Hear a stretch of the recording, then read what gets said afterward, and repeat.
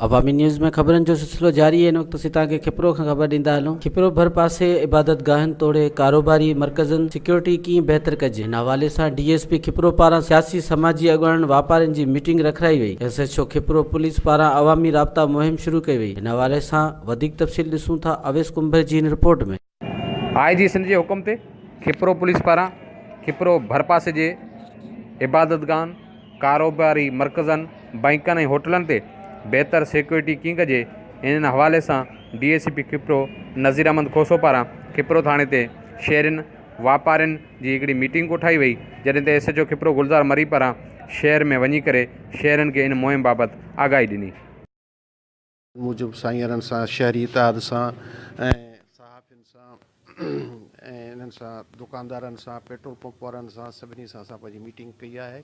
इन्हनि खे असां ख़ासि करे हिदायतूं मिलियल बि आहिनि असांखे। इन हिदायतुनि मूजिबि असां इन्हनि खे चयो CC कैमराऊं ऐं चौकीदारी सिस्टम थोरो कमज़ोर आहे, इन खे थोरो वधाइणु खपे।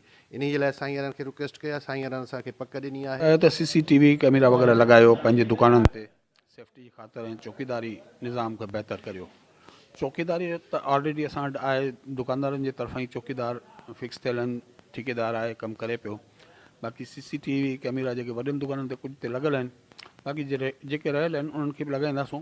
पर घटि में घटि इंतिज़ामिया खे बि सोचणु खपे त हेॾो वॾो शहर आहे, जेके ॿाहिरां ट्रैफ़िक अचे थी या मेन पॉइंट आहिनि उन ते त घटि में घटि गवर्नमेंट जे तरफ़ां बि उन्हनि ते नज़रदारी लाइ उहे CCTV कैमरा पाण बि लॻाइनि। मौजूदु शहर जा जेको अवां ॾिसो पिया सभु शामिल हुआ इन में। इहो DSP साहब मीटिंग घुराई त भई जेको शहरनि जो मसइलो आहे CCTV जेको कैमरा आहिनि उहे लॻायूं वञनि ऐं चौकीदारनि जो तइदादु वधायो वञे। चौकीदार तमामु घटि आहिनि, कैमरा सां तमामु हिकिड़ी सुठी रिस्पॉन्स मिलंदो, उन में ख़बर पइजी वेंदी।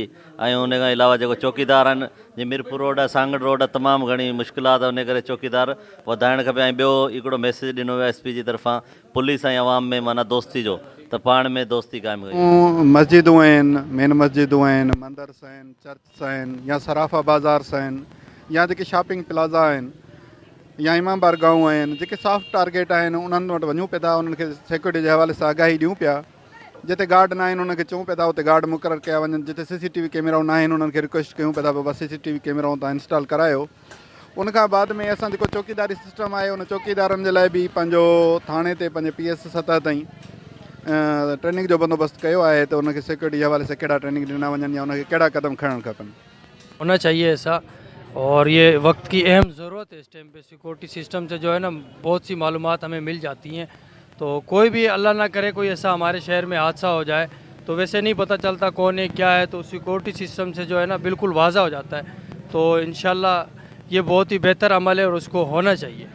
बल्कि इहो चवां थो त अॼु छो आहे, अॼु खां इहो पहिरीं छो कोन हो, अॼु खां 15 साल पहिरीं इहो जेको आहे न असांखे कमु करिणो हो। अगरि इहे करियूं हा त असांजे मुल्क जा जेके वॾा जेके हालात जेके आया या वॾा जेके एक्सीडेंट थिया आहिनि या वॾा जेके दहशतगर्दियूं थियूं आहिनि, इंशाल्लाह उहो कोन थियनि हा।